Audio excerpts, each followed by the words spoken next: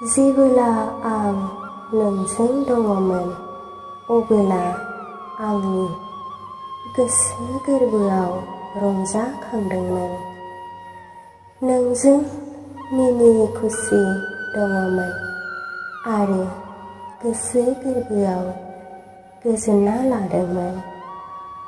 थादोंमोन आं दान्दिसे सम नोंनि सेराव, जिरायनानै सिमां नुदोंमोन आं जुलिनि रादाय।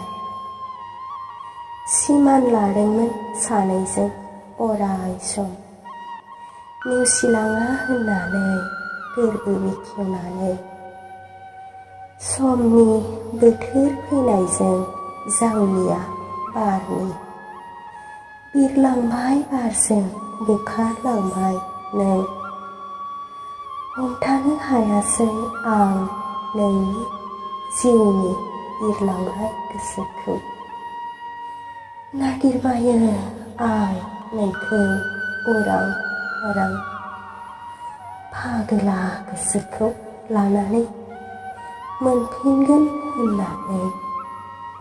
नोंनि बै गालांनाय रावफोरखौ गोसोखांबोला आंनि थाइनै मेगननिफ्राय बोहैलाङो दुंब्रुद मोदै। जावलिया गोसोखौ लानानै आंनि अननायखौ नों मानो गोरबो बिखानिफ्राय नागारलांखो?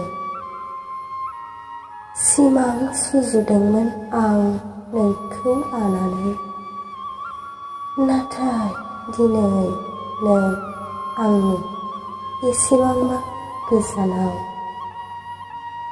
नों नेवसिलाङामोनबोला दुखु जानाय नङामोन आं। सिमां जानानै थालांबाय आंनि गोसोआ नोंखौ लानानै।